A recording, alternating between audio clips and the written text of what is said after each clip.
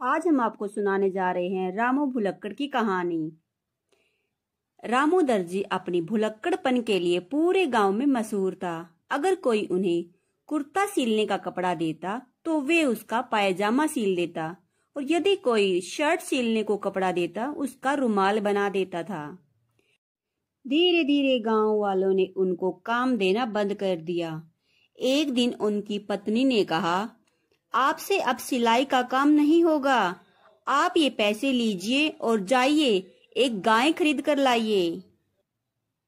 उसका दूध बेचकर हम लोग अपना गुजारा करेंगे। आपको अब कोई गांव वाला कपड़ा सिलने को नहीं देगा। रामू पैसे लेकर गाय खरीदने को घर से चला, लेकिन रास्ते में भूल गया कि मैं किस काम से आया हूँ। उन्हें याद आया कि बेटी बड़ी हो गई है, उसके लिए लड़का ढूंढना है। वो गाय खरीदना भूलकर बेटी का ब्याह तय कराया।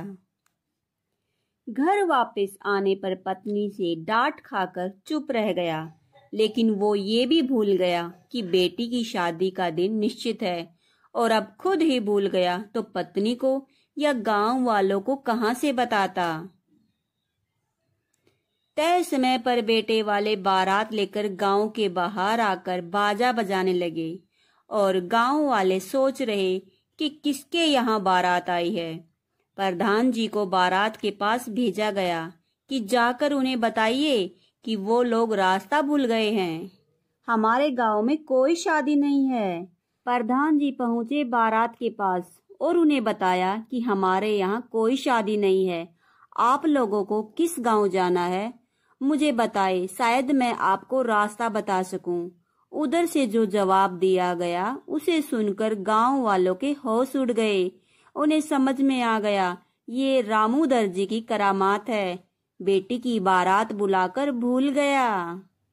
गांव वालों ने अपनी इज्जत बचाने के लिए किसी तरह सारी तैयारियां की और शादी की रस्में संपन्न होने लगी। लेकिन मुसीबत अभी बाकी थी मेरे दोस्त।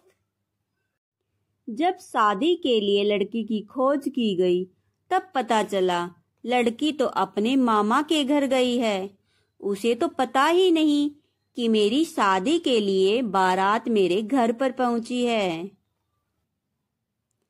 तुरंत रामू को दौड़ाया गया, जाओ और उसको लेकर आओ, तब तक हम बारातियों को उलझा कर रखते हैं। हद तो तब हो गई जब रामू वहां जाकर ही भूल गए कि मैं बेटी को लेने आया हूँ। खाना पीना खाया और सो गए। उधर जब शादी के समय जब लड़की उपस्थित नहीं हुई तो बाराती नाराज होकर लौट गए। सुबह रामू को याद आया कि अरे, मैं तो बेटी को ले जाने आया था। बेटी को साथ में लेकर चले घर की ओर। रास्ते में संयोग से लौटती बारात से सामना हो गया और वहीं हाथ पैर जोड़कर पास ही के एक मंदिर में शादी संपन्न हुई। तो देखा किस तरह रामू भुलक्कड़ अपने भुलक्कड़पन के कारण तंग हुआ। आपको हमारी ये कहानी कैसी लगी कमेंट बॉक्स में जरूर बताएं। अगर आपको वीडियो अच्छी लगे तो वीडियो को लाइक शेयर जरूर करें। तो फिर मिलते हैं आपसे किसी नई कहानी के साथ। तब तक बने रहिए।